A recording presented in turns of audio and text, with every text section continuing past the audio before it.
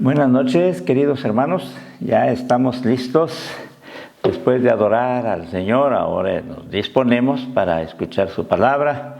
Estaremos concluyendo el Salmo número 1, del que ya hemos expuesto en varias ocasiones los miércoles. Ahora vamos a concluir, como el domingo concluimos, con la porción de San Lucas. Así es que esperamos concluir felizmente estas exposiciones para bien y bendición de la Iglesia y para honra y gloria de nuestro Dios. Vamos a enviarles por ahorita un saludo muy cariñoso con mi esposa hasta sus hogares, de nuestro hogar hasta sus hogares, esperando que Dios se manifieste en cada uno de ustedes y que la maravillosa misericordia de Dios no nos haga falta en nuestro diario vivir y estemos bajo la protección divina. Reciban pues este saludo y vamos a disponernos a orar, hermanos. Padre Celestial, tú sabes cuánto necesitamos escuchar tu palabra. Queremos, Señor, prepararnos de una manera tal que tú puedas ver nuestras vidas de manera agradable cada día y cada día más agradable. Te rogamos, Señor, que nos ayudes para no solo comprender tu palabra, sino que a través de la asistencia de tu divino y maravilloso Espíritu podamos nosotros vivir la vida del justo en el Nuevo Testamento. Esa gracia maravillosa que desciende a nosotros es la que tanto necesitamos, Señor, para que podamos y nos veamos dichosos al vivir como tú mandas. Todo esto te lo pedimos en el nombre de Cristo Jesús. Amén. Amén. Bien, hermanos, estamos ya en los versículos 5 y 6 del Salmo 1. Y el título ahora es: ¿Qué feliz es y será el justo? Porque ahora se tocará algo acerca ya del juicio también, de un acontecimiento futuro. Qué feliz es y será el justo, no solo ahora, sino siempre. El versículo 5 lo tenemos aquí a la mano, ustedes lo tienen ahí en sus Biblias o lo saben de memoria también, hermanos. Para ver la puntuación hemos de leerlo. Por tanto, no se levantarán los malos en el juicio, ni los pecadores en la congregación de los justos, porque Jehová conoce el camino de los justos, mas la senda de los malos perecerá. Por tanto, de acuerdo a todo el planteamiento que se ha dado en los versículos 1 al 4, se termina diciendo como una especie de conclusión, por tanto. Esta expresión habla ya de el resultado de estar en los caminos de Dios, alimentarnos con la Torá, con la voluntad escrita de Dios, o no hacer caso a ella. En esta situación de pecado y de maldad, pues la voluntad de Dios nada tiene que ver. Esta expresión entonces, por tanto, viene a ser una conclusión en la que se verán los resultados en ambos grupos. Aquí se abandona la breve imagen vegetal del árbol. Ya en el versículo 4 concluimos con la imagen del árbol. Da un salto al momento escatológico, hablando de una situación presente. Ahora el Salmo da un salto para trasladarnos a un acontecimiento postrero, a una situación futura. Y cuando lo hace, da un tono sentencioso, más regular. Los malvados y pecadores han de comparecer en el juicio definitivo de Dios. Y les va a ir mal. Bueno. Cabe la lectura superpuesta de las dos piezas. Aquí son los pecadores y los justos, los dos grupos. Y hay una lectura superpuesta, se dice. Los pecadores, los pecadores culpables no tendrán un puesto en el grupo de los honrados.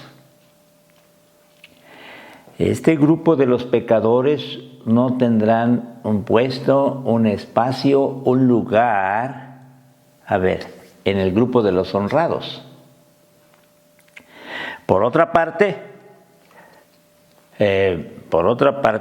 los justos son ahora una comunidad, de acuerdo a lo que se describe aquí, una asamblea, que tiene lugar propio frente al tribunal, un lugar de privilegio frente al tribunal.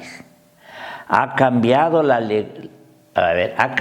dirección de la negación que aparece en el versículo 1 cuando se nos dice que no se aparte uno de estas personas, de los pecadores, de los impíos, de los malvados.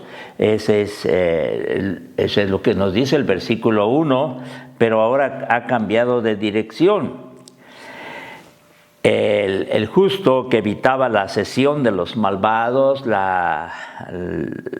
que evitaba el estar con los malvados, ahora son los malvados. Vean, por eso este cambio. Ahora son los malvados los que no tienen acceso a la asamblea de los justos, los malvados. Es demasiado tarde para los malvados. Ya no es hora de conversión, sino de recibir la sentencia. Todos comparecen, el justo está en pie, apartado y frente a ellos, mientras los pecadores han de escuchar el veredicto final, han de escuchar al juez que definirá el destino eterno de ellos. Los pecadores ya no tienen espacio ahí. ¿Cuánto dieran por tener ese espacio dichoso de formar parte de la asamblea de Dios, de la comunidad, del pueblo de Dios, de la iglesia en el Nuevo Testamento? ¿Cuánto dieran formar parte de eso o que les dieran acceso a eso? No hay. Esto es frecuente en el Antiguo Testamento. Ustedes han de acordarse allá en el diluvio. Bueno, aún los primeros padres, Adán y Eva, ya no tuvieron acceso, ya no pudieron entrar al Edén.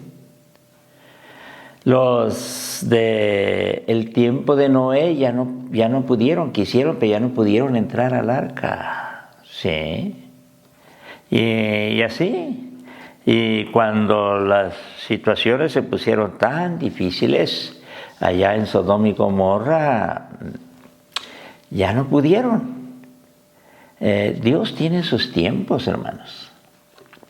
No es cuando nosotros decimos, ahora sí. No, es cuando Dios determina y nosotros estaremos esperando ese tiempo, ese tiempo de Dios. Lo que ya se ha dicho en alguna ocasión y se conoce así como el kairos de Dios, por la expresión griega kairos, que es tiempo, pero específicamente refiriendo el tiempo de Dios, no el cronos, que es el tiempo de los hombres. El tiempo de Dios cierra puertas, acceso. Los malvados ya no tienen entrada, por mucho que quieran, sí. Ya en las parábolas también, algunas de ellas hemos referido, llega el momento en que las muchachas, las vírgenes, las jóvenes, esas 5, ya no tuvieron la dicha de participar de las bodas. del novio, no, las insensatas. Esto es frecuente, hermanos. No vamos a abundar mucho en ello. Pero lo que está refiriendo el versículo 5, que ya hemos visto, por tanto, no se levantarán los malos, son expresiones que significan esto.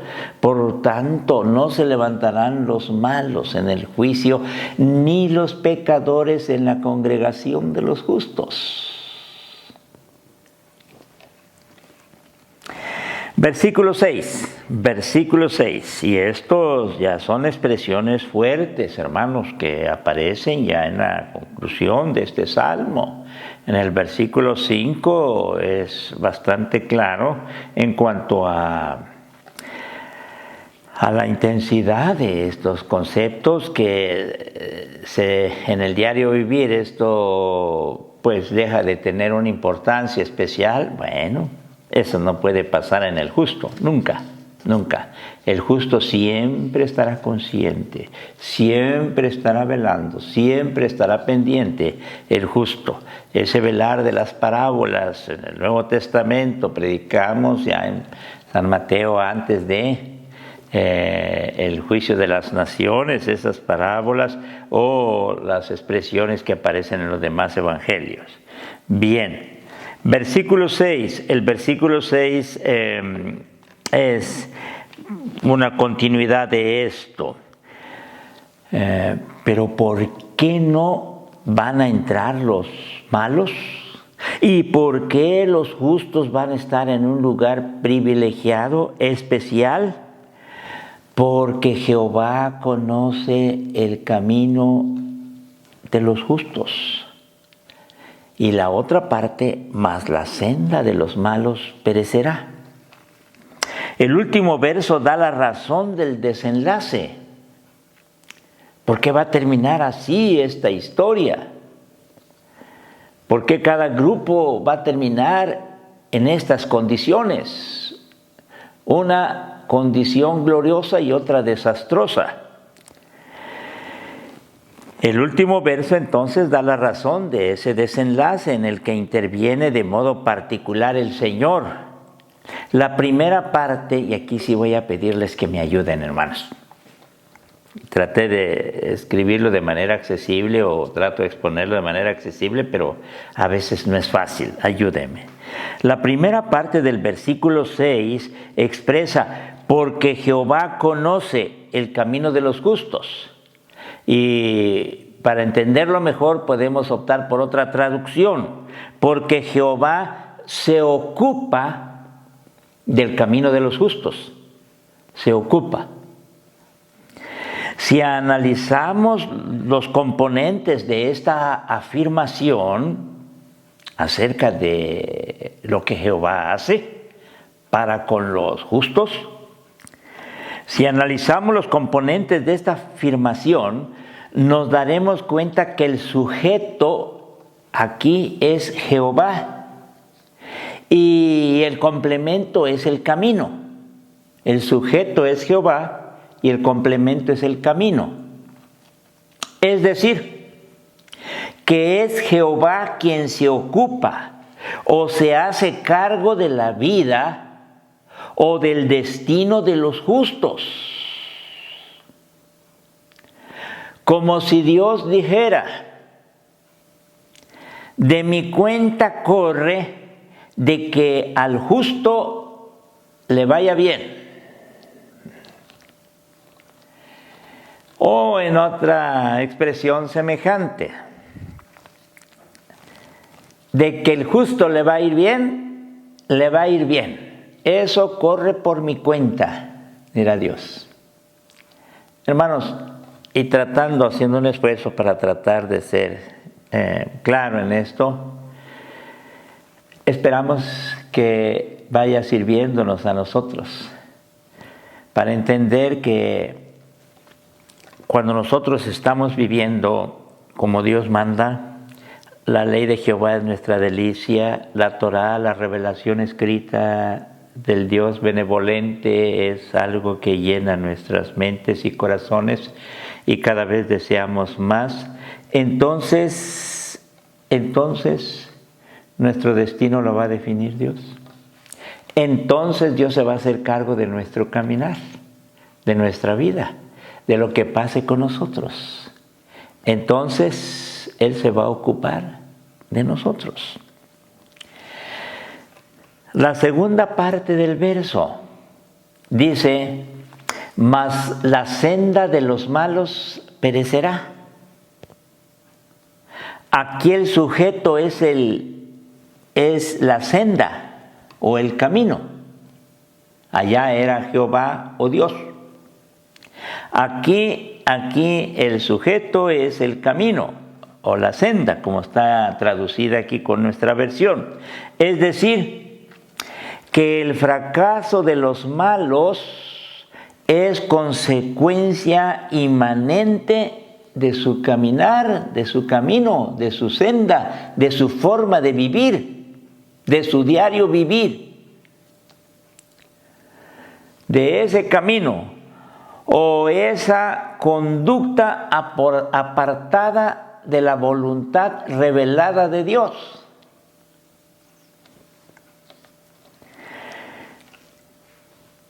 Aquí podemos darnos cuenta que no aparece Dios, no está Dios, diríamos, directamente, no lo está. Aquí lo que define el destino de ellos es su conducta apartada de la voluntad divina, ese caminar. Y en ese caminar ya están definiendo lo que va a pasar mañana. Este es el terrible destino de los malvados, de los que se han separado de las instrucciones, como les decía la vez pasada, la expresión Torah, una de las formas como se puede traducir, para no traducirlo como ley, es instrucciones. Bueno, este es el terrible destino de los malvados, de los que se han apartado de las instrucciones de Dios. No es más que no es más que el sombrío contraste de la única vida que se puede recomendar y que es verdaderamente feliz, la del justo. El malvado tiene una vida contraria y las consecuencias son igual. No hay tal cosa de que a ellos pueda favorecerles el día de mañana, nada. Y aquí también, para mayor claridad, diríamos que el Señor atiende al justo y se desentiende del malvado. Dios atiende al justo. Y qué hermoso es esto. Dios es el que está de una manera tan, y voy a usar esta expresión, tan metido en nosotros, en nuestras vidas, en nuestro destino, en lo que nos va a pasar, en lo que está sucediendo ahora. Sí, pero el malvado, Dios retira sus manos. Y en cierta forma hasta se podría decir que Dios llegará un momento en el que retirará sus manos porque el malvado, porque los pecadores, eso es lo que han querido, que Dios no meta las manos en su vida, que Dios no tenga que ver con ellos. Y si eso es lo que han decidido ellos y así han vivido, lo que va a darse el día de mañana es que Dios retira sus manos. Y cuando Dios retira su acción en el ser humano queda abandonado completamente. Y lo abandona el único que puede ayudarlo en el final. Esto es muy grave, hermanos. Por eso decimos, para mayor claridad diríamos que el Señor atiende al justo y se desentiende del malvado. Veamos, se ocupa del creyente y se despreocupa del incrédulo. Se ocupa de los que han vivido siguiendo sus instrucciones a través de la revelación que nos ha dado o que ha dado. Pero se despreocupa de aquellos que no le han hecho caso a Él o a su palabra, a su revelación. En otras palabras también podemos decir, Dios no tiene nada que ver con ellos, ¿ya? Ellos mismos, al rechazar su palabra, al menospreciar su revelación, al hacer un lado a Dios, Dios se ha hecho un lado de ellos. Pero aquellos que han apreciado su palabra, por eso estas expresiones y en la ley de Jehová está su delicia, hermanos, no es algo que lo debemos tomar de una manera poética, sino existencial. Es real eso en el diario vivir de el justo. Sí. Esas expresiones tan hermosas que vamos a encontrar una y otra vez en el Salterio y en la Biblia son cuestiones cotidianas, es lo que hace el justo. Y el justo al hacer eso, entonces pues va a caminar con Dios. Y Dios claro que va a caminar con él.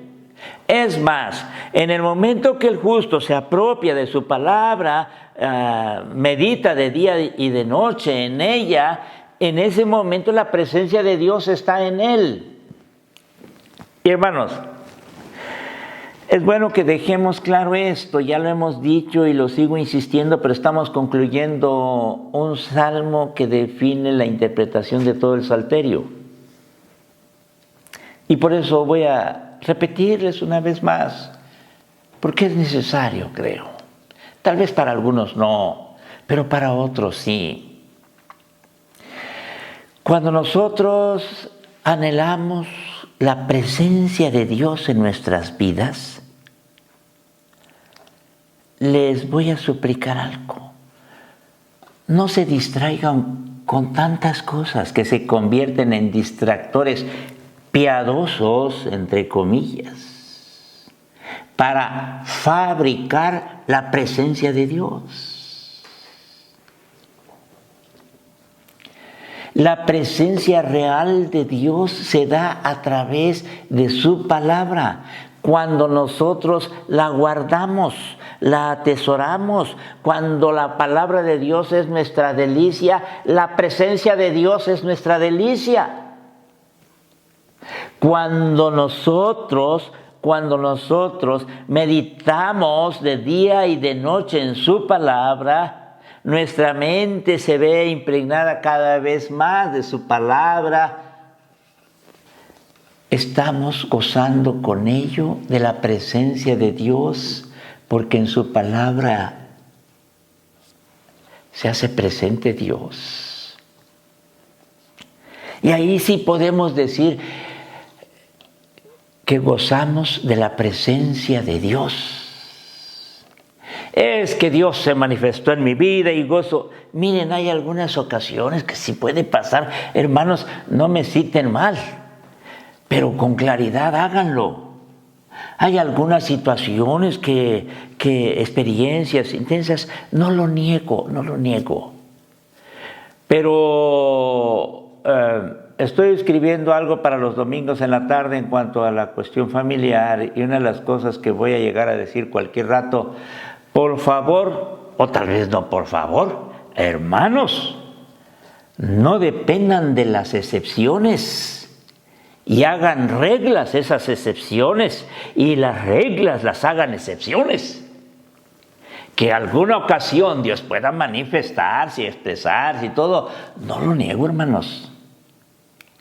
Es más, cuando la palabra de Dios es ese tesoro para nosotros, entonces Dios podrá manifestarse. Pero aquí es después de. Ahora, que en algunos pueda manifestarse, miren, no lo niego, hermanos. Y que puedan haber manifestaciones, sí. Y tampoco en la instrucción para la cuestión devocional es común decir que tendremos experiencias hermosas en la meditación, en la oración y todo. Y algunas ocasiones o otras más no las tendremos. Pero ¿por qué Dios no se manifiesta así? Es que Dios no está a nuestro antojo. Perdón, hermanos. Dios sabrá en qué momento se manifestará. Pero que en su palabra estará presente, estará presente. Y quien ha tomado en cuenta su palabra de esa manera, por eso les digo, hermanos, quien ha tomado en cuenta su palabra de esa manera, entonces está caminando con Dios. Está caminando con Dios. No seamos contradictorios. Cuando no obedecemos lo que su palabra nos indica, no pretendamos que Dios esté con nosotros. ¿Me permiten? Hasta un niño lo entendería. Al aclararle a ese niño que a través de la palabra se da la presencia de Dios, cuando esta palabra la llevamos a la práctica. Dios está presente. Pero no digamos que tenemos la presencia de Dios cuando su palabra no es lo que rige nuestra conducta. Un día los malvados se van a dar cuenta que les fue muy mal. Y mucho cuidado con eso, hermanos. Mucho cuidado. Este destino de ambos es lo que el justo debe saber muy bien. Siempre debe tener presente que los pecadores le van a llevar a la perdición, que no se meta con ellos, como decimos, que no se junte con ellos, que no esté entre ellos. Así inicia el versículo 1, hermanos. Ya no tenemos que repetirlo. Y esto hace entonces que el justo guarde buena distancia. No se trata de un ser humano que va a estar marginado o apartado completamente en cuanto a las actividades que realice. Aquí se refiere a todas aquellas cosas que tienen una connotación inmoral, pecaminosa, en contra de la voluntad de Dios. A eso se refiere. La forma de hablar, de actuar, Sí, hermano, sí. Ahora, ¿hay actividades que se van a hacer? Claro que sí. Y qué bueno que las hagamos en medio de ellos para que seamos luminares en esa oscuridad tan intensa. Pero siempre guardando la distancia, es decir, no accediendo a cualquier insinuación o participando de aquellas cosas que sabemos que Dios no está ahí. Como diría Pablo Deiros a los jóvenes. Pregúntate en lo que estás haciendo si Dios está ahí. Si Cristo estaría ahí. Si estás seguro de que Cristo estaría en ese ambiente en el que estás conviviendo, sigue. Pero si no, salte, apártate.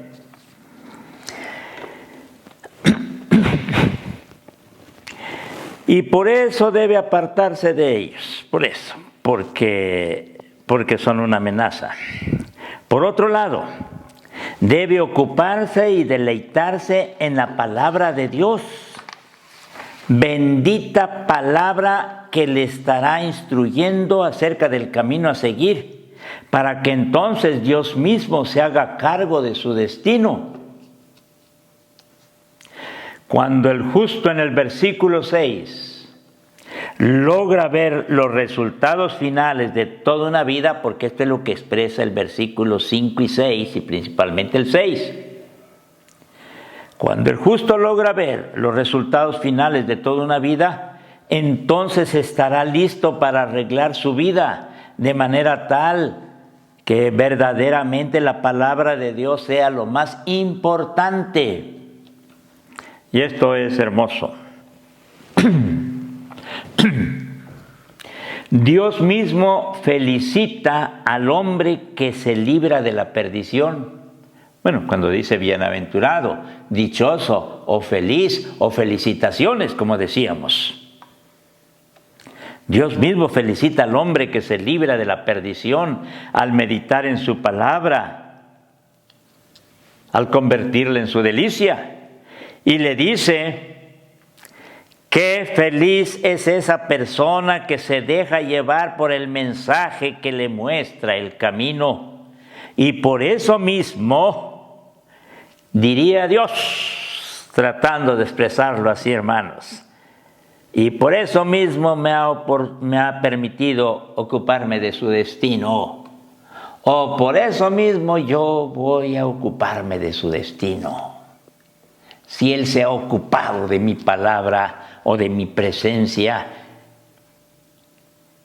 yo me ocupo de su destino. Y como decíamos antes, corre por cuenta de Dios, que al justo le va a ir bien.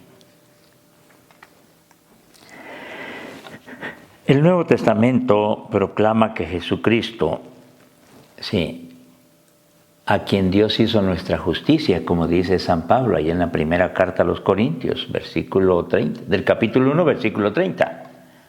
A quien Dios hizo nuestra justicia. A quien Dios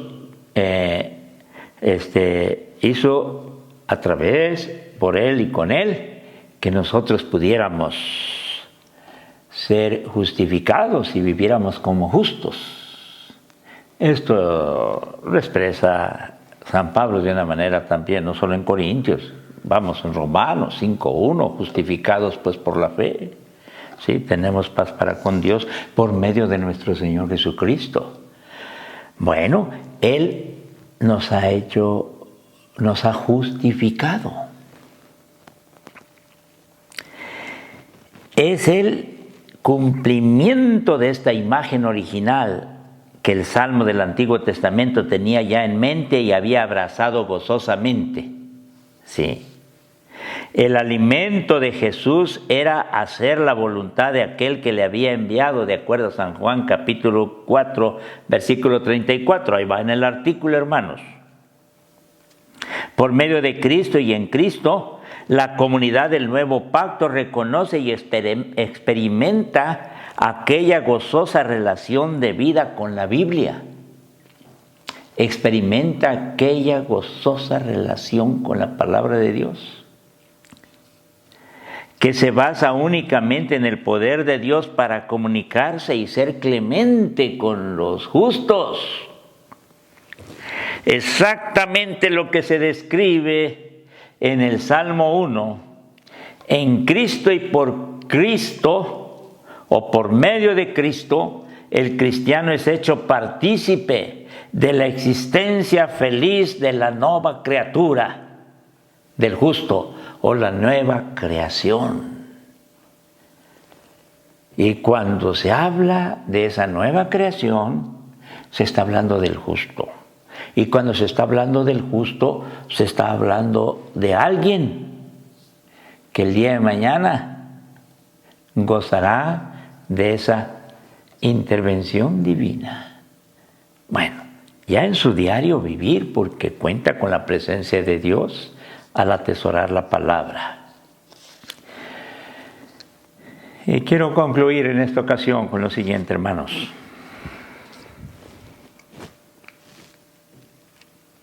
Yo creo, por algún comentario por ahí, que se piensa que soy muy exagerado en cuanto a la insistencia, la importancia que tiene la palabra de Dios,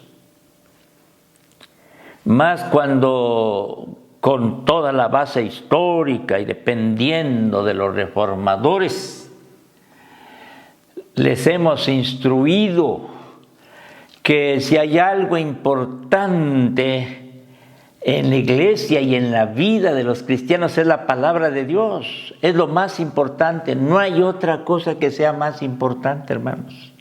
Y a ellos refirieron palabra y sacramento.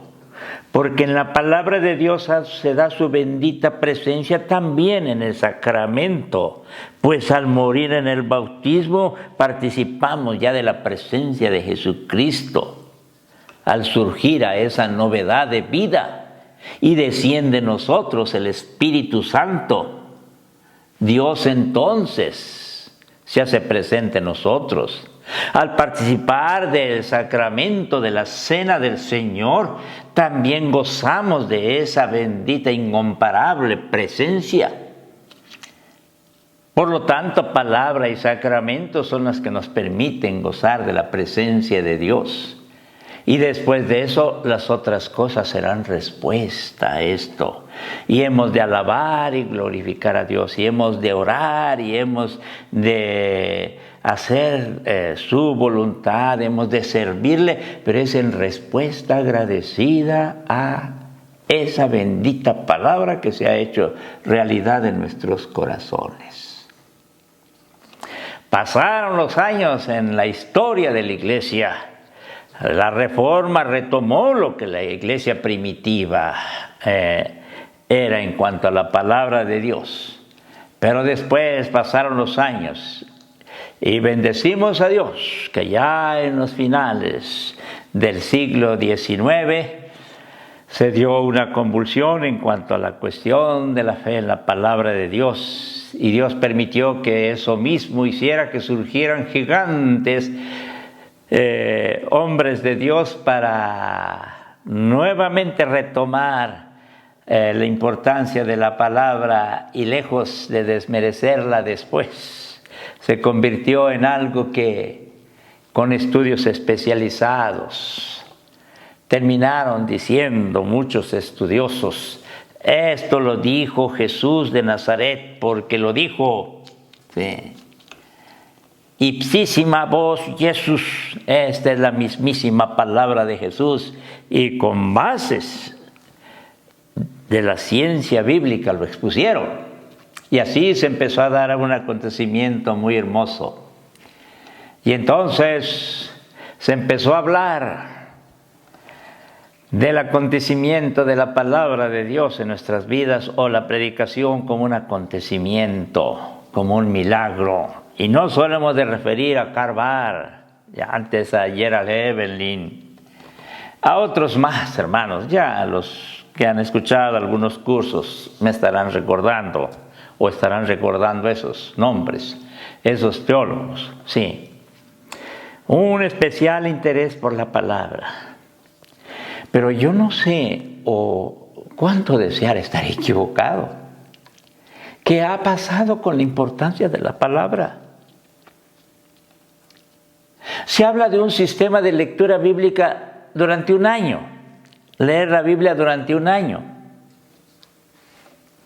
A veces algunos en enero, como se hacen buenos propósitos, uno de ellos va a ser que yo lea sistemáticamente la palabra de Dios. En los programas se tiene un cuidado especial para decirles qué textos se van a leer, y el calendario anual de esta lectura bíblica está cuidadosamente no solo seleccionado, sino distribuido para que las lecturas que se hagan en el Antiguo Testamento, que incluyen más capítulos que las del Nuevo Testamento, que se inicia más o menos allá en septiembre, pueda leerse. Pero empiezan a pasar los meses. No quisiera pensar que en enero, bueno, ya por marzo, ya se va descuidando. Hermanos, es que no lo hemos considerado como una necesidad. Porque es que pues, no tengo tiempo, no soy persona muy indisciplinada. Mi necesidad me disciplina, hermanos. Y espero que esto que estamos exponiendo del capítulo 1 de los Salmos pueda servirnos para darle esa prioridad tan grande que tiene la palabra. Y me opongo a esa indiferencia, hermanos. Me opongo. Y quiero decirles a los jovencitos, si los adultos ya no hacen eso, háganlo ustedes en esa aventura dichosa de penetrar a la palabra de Dios día tras día. Lo pueden hacer. Fue muy emocionante para mí a los 20 años iniciar esa lectura bendita de la palabra. No tenía un calendario, pero dije 5 capítulos diarios, todos los días. Háganlo, háganlo. Es algo precioso. Van a terminar enamorándose, amando la palabra, amando a Dios y gozando de su bendita presencia. No se distraigan con esas cosas que dicen por aquí y por allá. Esta es la realidad. La iglesia no puede ser indiferente a la palabra, porque desde que empecé a hablarles de la palabra de Dios. De meditar, de memorizar salmos, de memorizar oraciones. Hermanos, ustedes saben bien que lo he hecho con todo cuidado, con insistencia. Y bendigo a Dios por los hermanos que tienen que ver con este trabajo también de hacerles llegar esa información. ¿Por qué lo hago? Porque la Biblia nos está diciendo eso. Porque la palabra es vida. Hagámoslo y cantemos. Bellas palabras de vida son las de Cristo Jesús. Hermanos,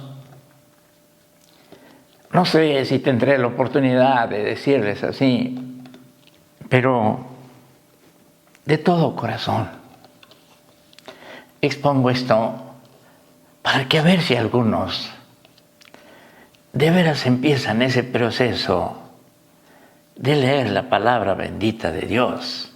No me refiero de aquellos que han aprendido uno que otro texto salteadito por ahí. Perdóneme. Me refiero a una forma disciplinada de la palabra día tras día. Y si saben esos 10, 15 textos, apréndanse en 100, 200 o 300. Y ustedes saben que les estoy diciendo eso porque ustedes me escuchan recitarlas. Tengo la autoridad para invitarlos, para decirles que se alimenten, que se llenen, que la palabra de Dios es nuestra delicia. Sí, hermanos. Y entonces, oigan bien, Dios estará con nosotros muy dentro de nuestro corazón. Y por contestar en nosotros, Él se va a hacer cargo de nuestro destino eterno. Esta es la invitación que a través del Salmo, y como les decía, de todo corazón se los hago, hermanos. Es la palabra de Dios.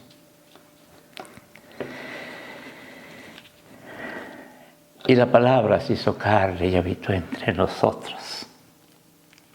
Y vimos su gloria, gloria como del unigénito del Padre, lleno de gracia y verdad. Y como diría la primera carta de San Juan, los testigos presenciales tocamos, palpamos, vimos, tocante a la palabra de vida. Hermanos, esta es la enseñanza, esta es la instrucción que hemos tenido en este salmo. Queda de ustedes.